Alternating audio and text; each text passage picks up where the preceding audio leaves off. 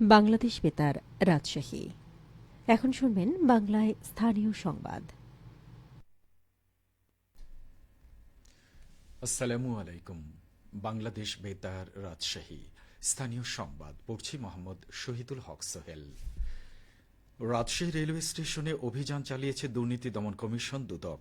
আজ দুদকের রাজশাহী জেলার সহকারী পরিচালক আমির হোসেনের নেতৃত্বে এই অভিযান চালানো হয়।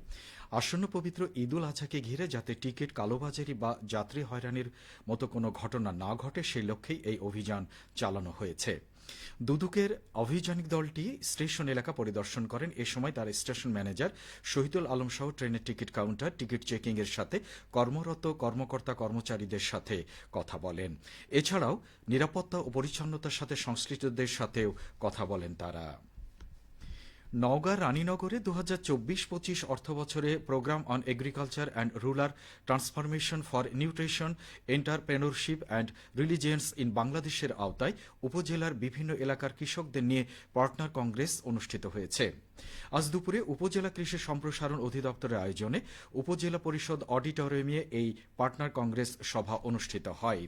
রানীনগর উপজেলা নির্বাহী কর্মকর্তা মোহাম্মদ রাকিবুল হাসানের সভাপতিত্বে অনুষ্ঠানে প্রধান অতিথি হিসেবে উপস্থিত ছিলেন নওগাঁ কৃষি সম্প্রসারণ অধিদপ্তরের অতিরিক্ত উপপরিচালক পিপি মেহেদুল ইসলাম। স্বাগত বক্তব্য দেন উপজেলা কৃষি কর্মকর্তা মোসাম্মদ মোস্তাকিমা খাতুন।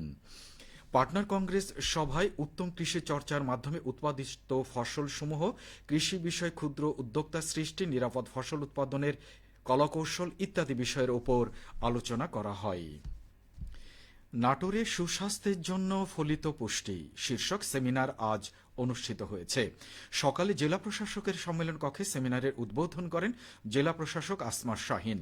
বাংলাদেশ ফলিত পুষ্টি গবেষণা ও প্রশিক্ষণ ইনস্টিটিউট সিরাজগঞ্জ আঞ্চলিক কার্যালয়ের প্রধান বৈজ্ঞানিক কর্মকর্তা ড মোহাম্মদ আব্দুল মজিদ সেমিনারে মূল প্রবন্ধ উপস্থাপন করে বলেন, দেশে খাদ্য নিরাপত্তা নিশ্চিত হয়েছে। এখন নিরাপদ এবং পুষ্টিকর খাদ্য গ্রহণের মাধ্যমে মেধাবী জাতি গঠনের লক্ষ্যে সরকার নিরলসভাবে কাজ করে যাচ্ছে।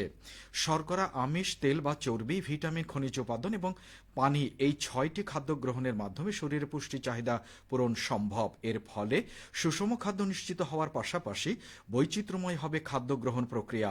পরিচ্ছন্নতার নীতি অনুসরণ করা, সঠিক তাপমাত্রায় খাবার রান্না করা, নিরাপদ তাপমাত্রায় খাবার সংরক্ষণ করা, কাঁচা ও রান্না করা খাবার আলাদা করে রাখা এবং নিরাপদ পানি ও খাদ্য উপকরণ ব্যবহার করা, নিরাপদ খাদ্যের এই 5টি নিয়ম অনুসরণ করতে পারলেই খাদ্যের ফলিত পুষ্টি অনেক গুণে নিশ্চিত করা সম্ভব। এভাবেই খুব সহজেই 2030 সালের এসডিজির অভিষ্ট লক্ষ্য অর্জন সক্ষম হবে। এক্ষেত্রে সচেতনতা সৃষ্টির কোনো বিকল্প নেই। সিরাজগঞ্জে স্থানীয় সরকার প্রকৌশল অধিদপ্তরের এলজিইডি তত্ত্বাবধানে 513 কোটি টাকা ব্যয়ে জেলার গুরুত্বপূর্ণ গ্রামীণ অবকাঠামোর 439টি উন্নয়ন প্রকল্পের কাজ দ্রুত এগিয়ে চলেছে। আগামী জুন মাসের মধ্যে এসব প্রকল্পের কাজ শেষ হবে। সিরাজগঞ্জ জেলার গুরুত্বপূর্ণ গ্রামীণ অবকাঠামো উন্নয়ন প্রকল্পের বাস্তবায়নে চলতি অর্থবছরের শুরুতে টাকা বরাদ্দ দেয় সরকার। এলজিইডি বিভাগ সরকারি বিধি মতে প্রকল্পসমূহের কাজ বাস্তবায়নের দরপত্র আহ্বান করে। এ দরপত্রে 439 জন ঠিকাদার নির্বাচিত হন এবং নির্বাচিত ঠিকাদারি প্রতিষ্ঠান অর্থবছরের অক্টোবর মাসে প্রকল্পসমূহে কাজ শুরু করে। এর মধ্যে কাজীপুর 48টি, সিরাজগঞ্জ সদর 87টি, কামারখন্দ 26টি, রায়গঞ্জ 37টি, তাড়াশ 39টি, উল্লাপাড়া 73টি, বেলকুচি 36টি, চৌহালি 30টি এবং শাহজাদপুর উপজেলার 72টি প্রকল্প রয়েছে।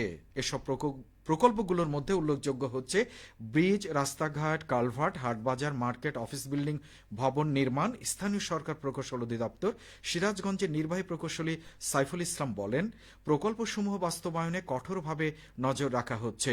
ঊর্ধ্বতন কর্মকর্তারাও যথানিয়মে পরিদর্শন করছেন। তিনি আরো বলেন, ইতিমধ্যে বেশিরভাগ প্রকল্পের কাজ শেষ হয়েছে এবং বাকি প্রকল্পের কাজ আগামী জুন মাসের মধ্যে শেষ হবে বলে আশা করা হচ্ছে। শস্য ভাণ্ডার খ্যাত নাটোরে আবাদি জমি থেকে বোরো ধান সংগ্রহ কার্যক্রম এখন শেষের পথে। এ পর্যন্ত 54,749 হেক্টর জমি ধান সংগ্রহ করা হয়েছে। হেক্টর প্রতি ফলন পাওয়া গেছে 4.88 টন চাল। মৌসুম শেষে অন্তত 2,80,000 টন চাল পাওয়া যাবে বলে আশা করা হচ্ছে। চলতি মৌসুমে নাটোর জেলায় 57,425 হেক্টর জমিতে বোরো ধান আবাদ করা হয়। কৃষি সম্প্রসারণ অধিদপ্তর নাটোর জেলা কার্যালয়ের উপপরিচালক মোহাম্মদ হাবিবুল ইসলাম খান বলেন, সুষম সারের ব্যবহার, যথাযথ পরিচর্যা, সকল উপকরণের সহজলভ্যতা বিভিন্ন কারণে ধানের আশানুরূপ ফলন পাওয়া যাচ্ছে। চলমান বৃষ্টিতে ধান থেকে ধান সংগ্রহে কৃষকদের প্রয়োজনীয় পরামর্শ দিয়ে যাচ্ছে কৃষি কর্মকর্তা বৃন্দ। সবশেষে আবহাওয়া। আজ রাজশাহীতে সর্বোচ্চ তাপমাত্রা ছিল 35.8 ডিগ্রি এবং সর্বনিম্ন 27.5 ডিগ্রি সেলসিয়াস। বিকেল 3টায় বাতাসে আপেক্ষিক আর্দ্রতা পরিমাণ ছিল 59%।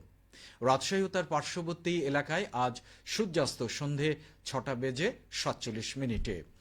সংবাদ শেষ হলো। আমাদের পরবর্তী স্থানীয় সংবাদ শুনবেন সন্ধে 7টায়।